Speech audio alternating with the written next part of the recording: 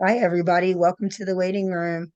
My name's Demi Montgomery, and I want to first say that we are not medical professionals. We do not give out medical advice. This is for entertainment purposes only.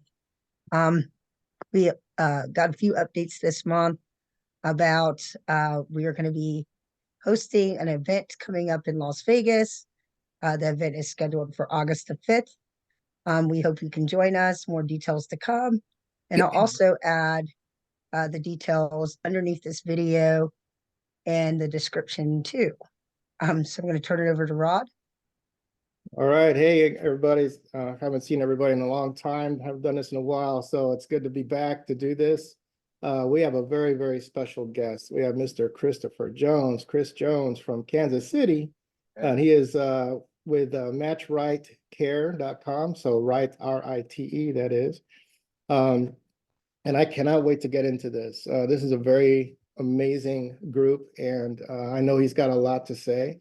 And just to give you just a background on us, Chris, and for our listeners and everything, the waiting room, we're a speaking and meeting platform for companies and groups who serve the rare disease community. We provide education access and implementation plans for the medical industry, patients, caregivers of rare disease, and of the public. And how we do that is through our YouTube channel, which we're on right now, social club events, which we could talk more a little bit on that, on how we do that, and also through advocacy.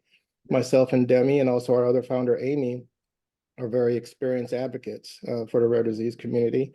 And we decided to partner up and create this channel to find very amazing people and companies like you, and to, we're that resource hub for the rare disease community to kind of learn about special groups that are out there and how they could also just get better care and just help overall.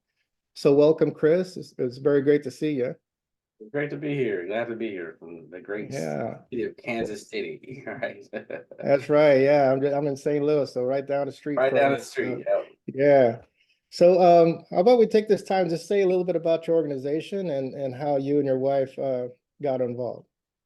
Yeah, so MatchRite Care is a patient-focused record sharing application. Our focus is to allow patients to be able to aggregate their medical records from multiple locations, multiple providers into one platform.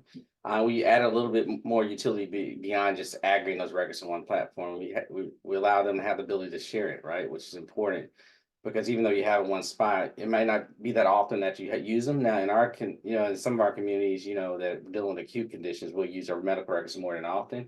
But there are some of those rare moments, like my son needs his physical sent to school or something like that, right? So having it in our platform allows them to immediately get those records, not just your records, but your loved ones' records, be able to track those all into one platform.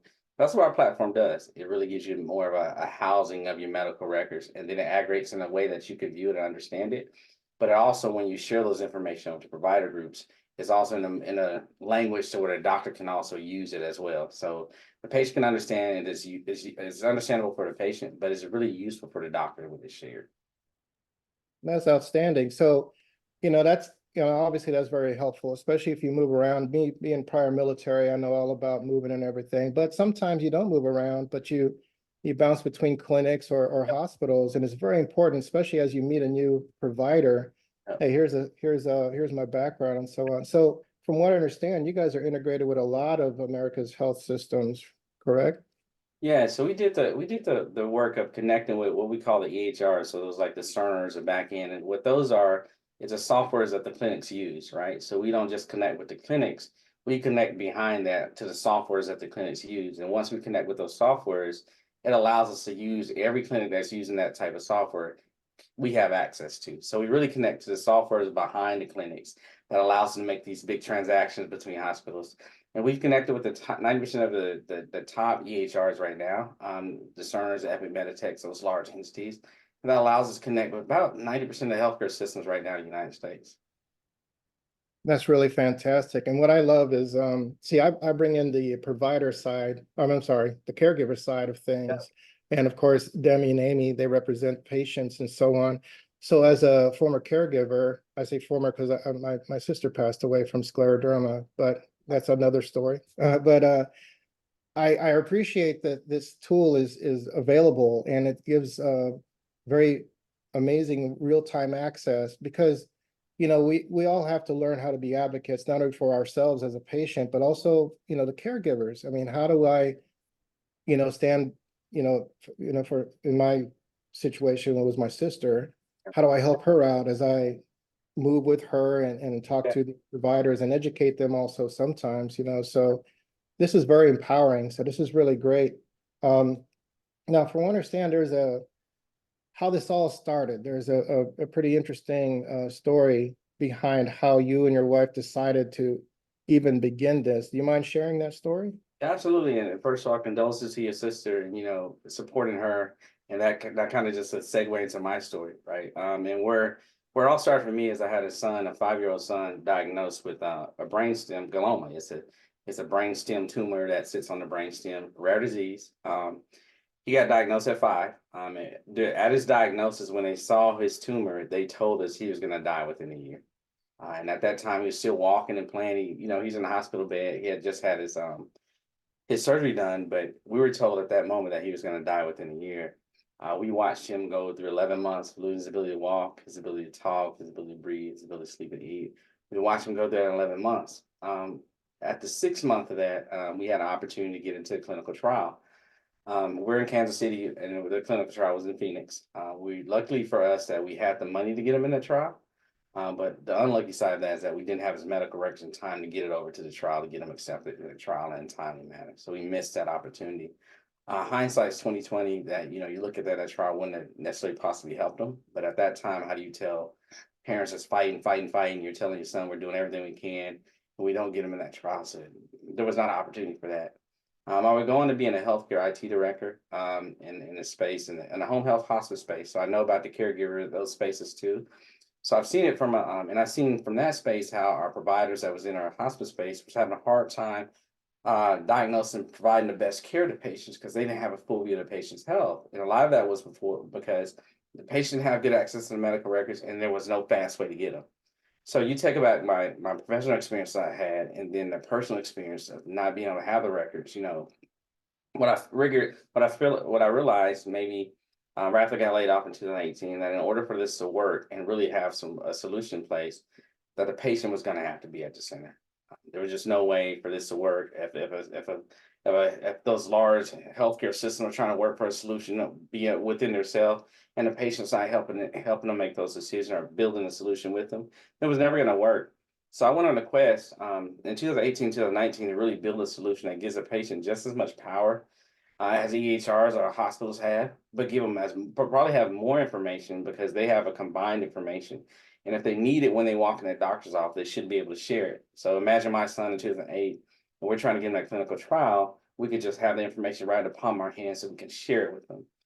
Now, how this really just come full circle, back in that time when my son was diagnosed, he had a brainstem, so they didn't have like a elaborate tool like a Dropbox or any of those things, OneDrive. It was a disk. Like we literally had to get a disk, get that disk out and mail that disk. So the time stamp between that, get that back and forth. And the time between that may have took 4 or 5 days, just to get the disk and mail it out. It is almost a little bit 12 years later, and it's not that much different than the time frame of getting medical records to a place you need, if you think about it, right? And that's where we kind of sit and try to fill that gap. I think the technology being built, but not with the patient, quote unquote, in mind, but not the patient in the center of the solution. So that's what we try to focus on. And I really commend you and your wife taking on such a huge challenge. I mean, my heart goes out to you regarding your son, and it takes a special person or people in this case to, you guys are not complainers. You think of, okay, there's got to be a better way. And since you couldn't find that better way, you created it. And I know you had to navigate in HIPAA and everything. And I know it took a while to get the cooperation, but you've got it now. It's online. I'm sure you've got such a large amount of people that are taking advantage of what you provide. So thank you so much for just doing what you're doing and creating this very important need. Because I know I could tell that this actually produces some very important analytics that the medical industry can use too, correct? Yeah, so interesting enough, I think for us, that wasn't the focal point at first, right? And I talk about it in this manner is that the goal for us was to be able to build a foundation of having those in one spot, right? The analytics come on top of it. So we never, well, when I started, I never really focused on the analytics side. I knew that was plausible, right? But we went to where, not where the money was necessarily, but we went to where the value was. And the most value for us was making sure that the patient had information when they need it, at the time they need it. And then that's when the analytics started making sense for us down the line is that not only do we have patients with medical records on it, what if you want to share those records with clinical trials? Patients want to connect with those clinical trials or connect with, different loved ones. And that's when we start looking at how does that make sense to where it's easy for the patient? Because we had a couple barriers. I think there's a barrier bigger than HIPAA, right? We could solve that. I'm from the tech where I could figure that out. The biggest, I think, barrier we had is how do we allow it, make it usable for the patient, right? To where it doesn't become complicated, right? And then also have it to where it's usable for the patient, but then it's also shareable and understood by the doctor that they're sharing with. Because those are two different spectrums on, of understanding, right? How do you level that out? So what we decided and why this is important, this patient engagement side is so important is because what I figured out is that you have to live on both sides of this. You have to build the product to where it can sit inside the hospitals and be strong enough to make decisions off of somewhat, right? But you also have to be engaged with the patients at the same time. And we work in parallel. We have patient engagement, then we have the doctor's portal where you can share with. And at some point, they intersect, right? Our sales team is talking with our doctor's offices on getting this portal. Our patient engagement team is working with patients to get on it. And at some point, they intersect at certain times, right? To where there is a large group that's trying to get into a clinical trial or they're trying to connect with a doctor's office or trying to push an initiative. But if we can connect with the patients that's there, they can tell us what initiatives are important, right? Or what doctor's office we need to connect with more, because it becomes that social component that really drives the opportunity. I think that MatchRite can provide. Yeah, that's true. That's really amazing. It's really, really great that you have all these medical doctors and so on as they receive a new patient, if they're participating in your program and they have their records online through your company, that makes the process just that much faster, correct? I Yeah. mean, Yeah, because if you think about it, like just and just the core value of, just going to see a doctor, the first thing I'm gonna ask is you is like what medications you had, what labs you had before. In order to make a decision on how to treat you, right, they have to know who you are. So we look at our platform as helping the doctor, whoever on the other side, understand who you are medically, right? And instead of you having to ask the patient to fill out these forms, whatever, what if you can just send your profile over through MatchRite and they'll have it even before you get there. That was a driving force of what MatchRite was focused on, is really getting the patient the information at the time they need it and can share it when they need it to. I wanted to commend you also about turning your grief into something so powerful. That speaks volumes to me. That's really an amazing effort that you've made. And I just wanted to say that is just amazing. To take such something so horrible and turn it into something that can help so many others. That's so wonderful that you did that. Yeah, and I appreciate that. I think, like when I first started, going into space, I think you guys are doing the same thing, right? That you take where you're going, you don't just live in the sorrow of it, you fight, right? And that's what we do, right? We just fight. I think we all have that component in it. And I don't think my story is probably 90% of America has something tragic that happened to them, right? So so let my tragedy be your triumph, right? So let me do what I can to show that I can walk through this. And if somebody else is inspired by it, then great. What I used to say when I first started MatchRite, and I had a foundation for my son before this, I used to say all the time is that if I get one person that benefits from it, my son smiles, right? And that's kind of how yeah. I always seen it. Yeah, Oh that's yeah. awesome. Yeah, and it now, does this cost anything for the patients? It's free for the patient, right? It's for the patient on board to get their information. We'll do all the work and get connected to the hospitals. Even within our app, if our hospital is not there, you can let us know and we'll go out and try to connect with it. And because we're so small, we can be a lot more agnostic. If there's a EHR, a hospital that doesn't necessarily have connection points, our team will go out there and make that connection with them, right? We'll focus on like where the need is. So we started off for us, for patients, what we noticed is when we start working with the value and the value as a patients, is that we first started targeting these larger health systems, right? Because that's your first goal. You're like, all right, let's get these health systems in, let's prove the model, let's get connected there.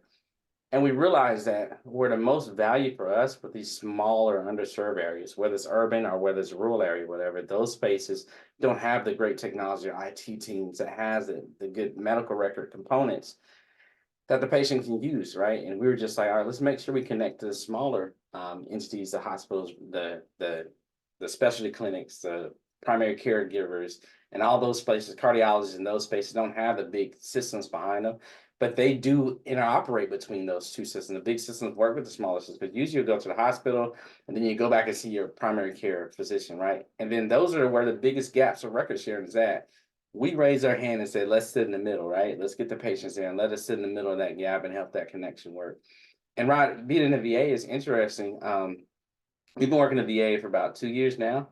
And what we learned in that space is that there is not really no easy way to get medical records anywhere, even a disability rate for that standpoint.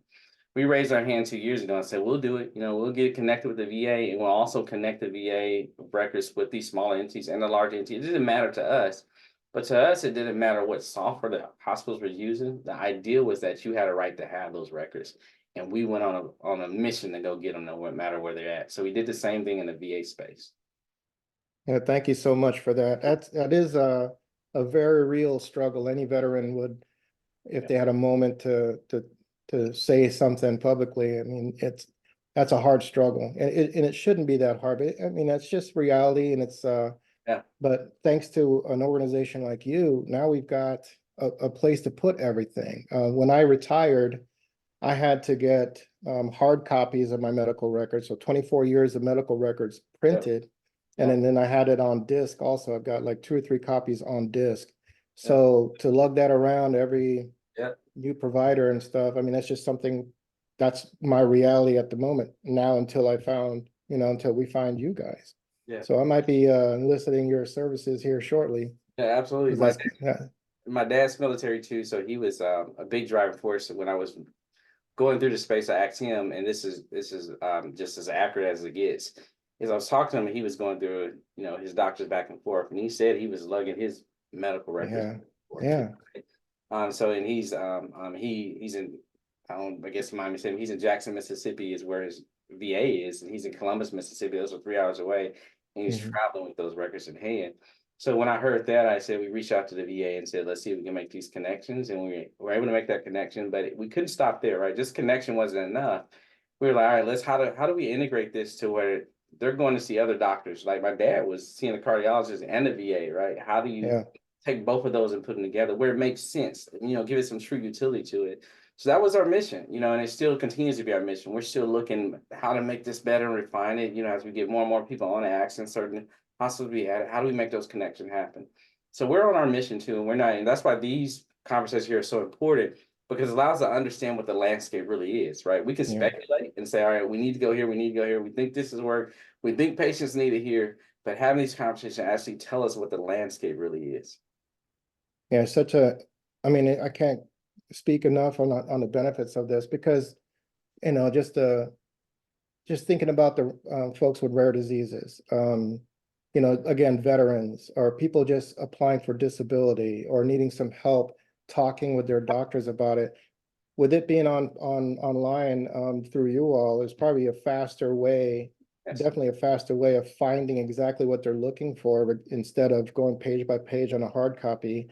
Let's face it, most providers just don't have that time. It's not that they don't want to do it, they just don't have the time. Right. And they kind of skim through and they try to find it, but it's very difficult. Yeah, and I think a couple of things I'll tell you what we learned, just piggybacking off what you said, right, is that the disability rate was important. One thing we learned from connecting with the VA is that medical records, you need those as well, but it was hard to even identify your disability rating within that space too. So MatchRite, we do have a special place in our platform that allows you to even pull your disability rating in and keep that track too. So we don't allow the VA to just connect the records, but you also can go out there and pull your disability rating within MatchRite as well. Because we learned that, having a record is one thing, but most, decision and just certain procedure stuff that you can, special opportunities that you can get with your disability rating. I guess you can call it that, but just there are things with certain disability ratings where you get certain things from in a health space. And we looked at it and said, hey, how do we put this disability rating here, to where they're not looking for it, right? You know where it's at. It can be sorted along with your record. So MatchRite does that too. It allows you to keep your disability rating there inside of MatchRite as well. And you're all global too, aren't you? I Yeah, believe. so we're doing some stuff. It's just crazy how it pans out. Is that every country has the same issue, right? So we're talking with Asia Nova. Shout out to those guys over in Portugal. We're doing some work over in Portugal now to get connected with some hospitals over there. We'll be there in May to kind of facilitate that, and it's the same process, right? Of helping a smaller hospital connect to a larger hospital, and they have the same. It operates in the same facet. And our technology is just like the engine, right? We're just an engine. Whatever we plug into, what pool we plug into, can we get the data out on behalf of the patients? So we're really excited about that opportunity. I'm in being connected with the VA and the veterans also helps that too, because they're everywhere. Veterans are everywhere. So we have to be agnostic, not just to hospitals and locations, stateside, but also internationally as well. We have to be agnostic as a platform. So we don't necessarily feed into the bureaucratic process of healthcare.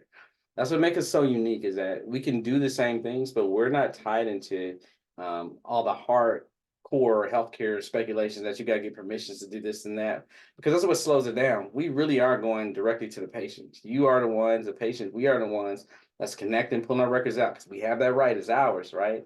We have that right, and then a patient can drive it where it needs to go. That's what makes us really unique.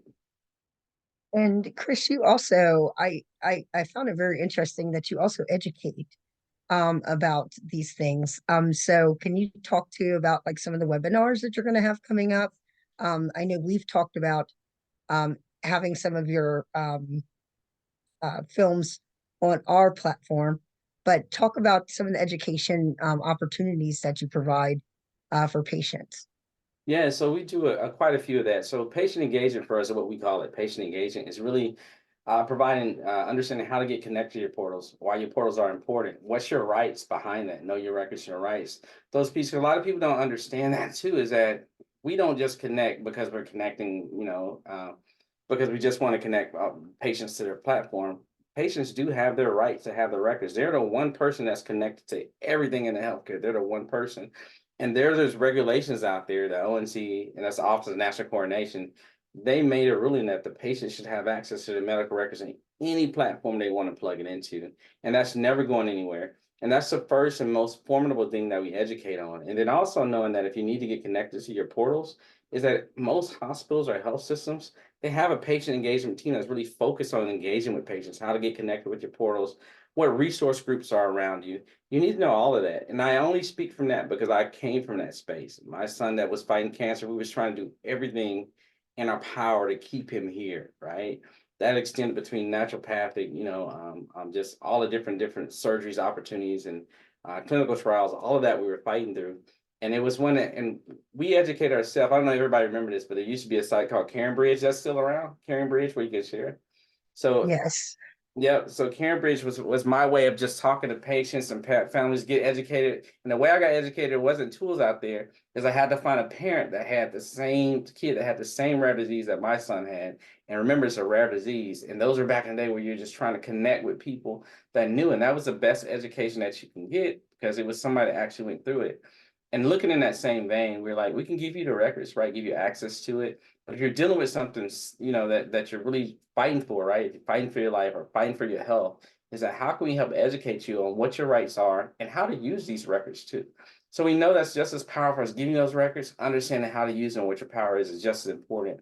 And like I said earlier, is that we run on both of those parallel. We give you this. We're not just a software company. We're 50% software, but we're 50% patient engagement as well, right? We want to do the engagement, and that's why it's so free for the patient. That's awesome. That is really awesome. So we are really happy that we're going to get to share some of your webinars, and that people can link up with you and get more information and get educated. We're all about the resources for the patients. So because we cover all disease groups, Yes. um, it's very important that they have the information and the knowledge to be able to advocate for themselves. So can you share your website with us and Yeah. um, tell us a little bit about how they can get signed up for maybe a newsletter or any of those things you have? Yeah, so you can get all your information from our website, on www.matchritecare.com. So it's MatchRitecare.com. So right is RITE. But it's matchritecare.com, and it's really focused on patient engagement. That side, you'll see how we're just dove straight in, and you'll see about us, what we do as far as just you'll see a lot of our material on patient engagement. You'll see that. You'll also see how we can connect with physician groups. And then you also have access to just log into our portal and get connected, right? And then you'll see how to get connected in those spaces. So we're doing everything is we're trying to make that website so intuitive to where the patient can really just connect to it and see it's about them, right? We have a whole separate side that work on the technology side but our website is totally shifted to where it's patient focused. They're driving it. And any information that you need to know, you can sign up for our newsletter through our website. You'll see register there. You can register for our newsletter and get updates on, what we're focused on next, what our next webinar is going to be about.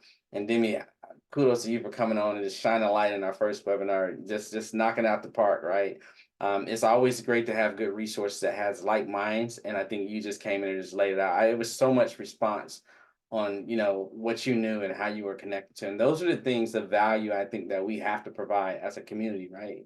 Because we're a community, like 100%. Cambridge just got bigger. It just got a bunch of different websites coming together, right? And it's because if you think about Cambridge, there's a bunch of different pages, right? Everybody has their own profile. We're a community now, but we're the new Cambridge and connecting in these webinars and us groups connecting together with like minds and one cause to really drive the patients, to where they can get information. I'm always about that. I think us sharing information now, this is really big and it's important. What you guys are doing in the waiting room entertainment and what you're building is that I haven't seen that really looked at all diseases and how you can come to one spot and find information on, especially in rare disease space, because it's so, it's almost like a subsection, so to speak, where there's a group that's there. And I got a lot more people that I've been in this journey with that that's been through the rare disease. I think we can do a lot of work together and make those connections down the line. Yeah, and we're looking forward to working with you guys moving forward too. Yeah, well, I appreciate it. We're locked in. You guys are like this is such a great thing. I think I don't know if we capture the importance of what this is right now, what you're doing. Those people that's in the community knows, right? So I will say this, and I'll stop talking, but I do think one thing, when you go through stuff of rare disease, and I used to say this about my son, is sometimes it's a lot of people around you, but you still feel lonely, right? So it was time when he was going through his thing. There's be a lot of people at the house in that space, but it was just me and him sitting together. Everybody was around us, but it still felt lonely. You know what I mean? And that standpoint. And for us, I think having spaces like this really helps because it's people that really can help and give you information on it. And Demi, I would say when we talked with you before the first time, is that you guys know a lot of information about every kind of space, right? You kind of seen it all. And you might not realize how helpful that is. You can just go in so many spaces and understand it, but that resource is so important because at the same time, like I said, you can be have a lot of people around you but still feel so lonely, right? And sometimes I think having these groups is really helpful. Yeah, and that's what we try to do is create a community so patients don't feel isolated. During COVID, we really recognized the isolation and the need to have something that wasn't driven by others, and it was just driven by patients and caregivers and people that could actually speak to how they were living and what they were actually experiencing. So it's really important for us to provide resources. Yeah. And it affects everybody. On the opposite side of what we were saying before is that even though one person is dealing with it, everybody around is affected. Everybody's affected. It affects everybody in different ways at different times, right? And just understanding that and having that relationship. There might be a resource for us that's dealing with it, but there's also a resource for the loved ones that's dealing with the person that's dealing with the problem too. So these expand, right? You got these circles of conglomerates of people that you have to connect around it.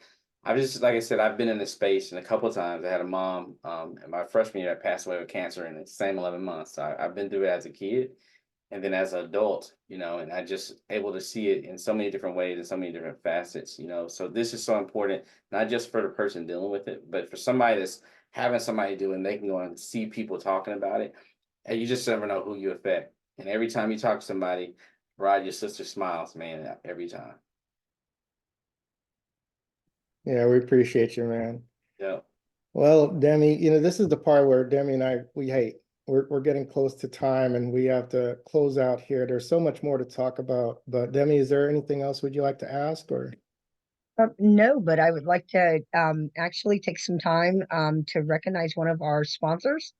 So For the Love of Children, I'm wearing their swag today. For the Love of Children is one of our sponsors, and we want to say thank you to them um, for helping us. And also to mention their website, which is flockdayton.org. Check them out. What they do is they provide Christmas services for the children in the Miami Valley, Dayton, Ohio area, for all of children's services and some schools. And they also provide food resources. They also provide help with prom and homecoming apparel, and they have tutoring services. So we just wanted to give a quick shout out for one of our sponsors. And Rod, I'll let you close us out. All right, Chris, once again, man, I can't thank you enough for your time. I look forward to one day possibly meeting your wife, Shanta, correct? That's her Yes, name? yeah. Yeah. The better half, truly the better and smarter. You both are just amazing people. I mean, MatchRite Care, I mean, they provide access, resource, and education. And you also, in a sense, by providing the service that you are, you're giving caregivers and patients a voice, and Yeah. you're giving us a very vital tool for advocacy, you know, to advocate. Yeah. So, you know, we want to take this moment and, you know, thank our very special guest, of course, Chris Jones is here with us and with MatchRiteCare.com. As a reminder for everyone, please like, share, subscribe to our YouTube channel and social media. This has been a product of the Waiting Room Entertainment, and on behalf of our team, we'd like to thank you all for your support and for watching. Thank you and have a great weekend, everybody. Thank you very much, Chris. Thanks. Thank you. Bye, everybody.